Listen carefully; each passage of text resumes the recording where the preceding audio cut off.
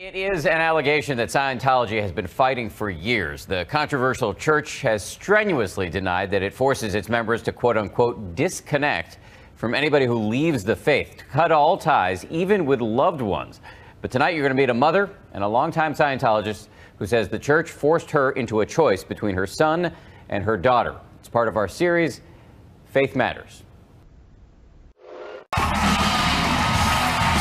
This is the image most Americans have of Scientology. High-gloss videos featuring big-time stars like Tom Cruise, John Travolta, and Kirstie Alley, who have all publicly lauded the faith, saying it's helped them in their lives. I think it's a privilege to call yourself a Scientologist. We are the authorities on getting people off drugs. We are the authorities on the mind. This woman may have a less recognizable face, but she was a longtime member who's now coming forward with a very different story about Scientology. I'm speaking out now because I don't want this to happen to other people. I don't want this to happen to other families. Sarah Goldberg blames the church for breaking apart her family, effectively, she says, forcing her to choose between her son and her daughter. And no mother should ever have to make that choice. They were giving me a Sophie's choice, and it's not right. Goldberg says she spent 36 years in the church, which was founded by science fiction writer L. Ron Hubbard, and that she and her husband both reached the top level of spiritual progression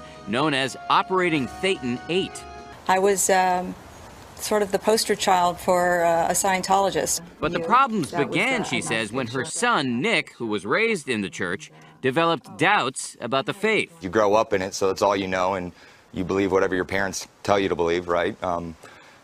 Then when you reach adulthood, I mean, there's things I didn't like, the way they recruited, the theories they told you about life and the universe. On the surface, he was an engaged Scientologist, actively recruiting people to the faith, but underneath, he says, he was in turmoil. I was really good at getting people to listen and just sell them books and all that, and I didn't want to. I just did it because I had to. Kind of feel bad I did that. Nick started associating with vocal critics of the church, including Marty Rathbun and Mike Rinder, former high-ranking officials who quit and went public, making allegations on Nightline and elsewhere that the head of the church, David Miscavige, had physically struck subordinates.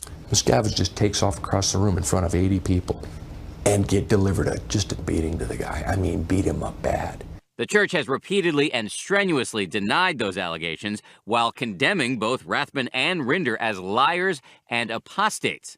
Nick was cast out of the church, declared a quote-unquote suppressive person. It was devastating. I mean, I felt the pain he felt. It was like hell.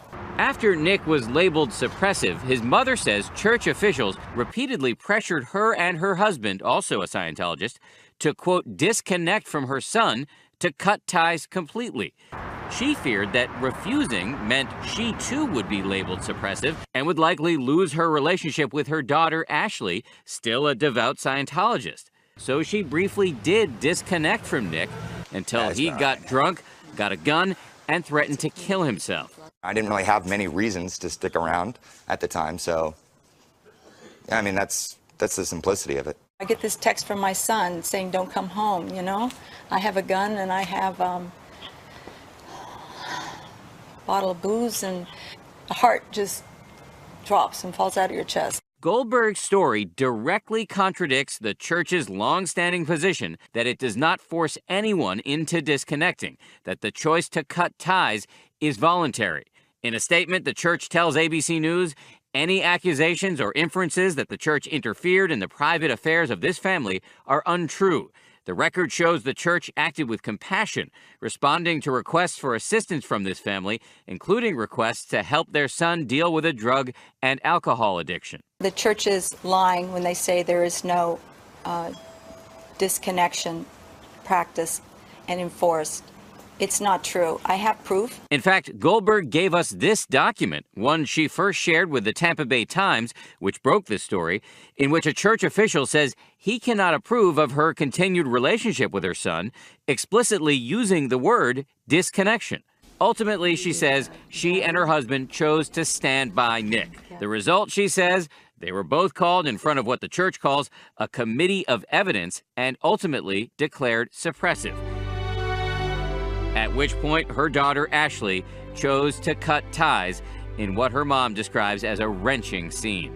we talked and we cried, and she said, "Mom, I have to disconnect from you." And it was just very sad. I know my daughter loves me, and she loves her brother, and that was the last time I saw my daughter or my granddaughter. Goldberg says she still believes in the teachings of Scientology, but now shares her son's doubts about how the church is being run, especially after she finally went online, something she says church members are discouraged from doing, and saw what critics were saying about Scientology. Specifically, she saw this interview that Nightline did with Debbie Cook, a former Scientology official who testified in court that David Miscavige ordered his secretary to slap her. And she did it? And she did it very hard, yes. Hard enough that you fell down? Yes. Why did he ask her to do this? Because he was displeased about how I was answering a question. It wasn't what he wanted to hear in some way. Scientology has denied this charge and, as it has done with other critics, labeled Debbie Cook a bitter apostate and liar. But Goldberg says she was deeply troubled by Cook's testimony. And I started to understand why the church doesn't want its parishioners to go on the internet and read stuff, because there's too many things that they would learn. It has now been 9 months since she's had any contact with her daughter, her son-in-law, and her granddaughter. It's just cruel because I can't even email my daughter. I sent a package of presents to my granddaughter for Christmas, and it was refused and sent back. Oh, here's Mojo. All that she has left is pictures and memories and hope. I want my family back, and I have wonderful memories. The evil practice of disconnection, it destroys families. It's got to stop. It's got to end.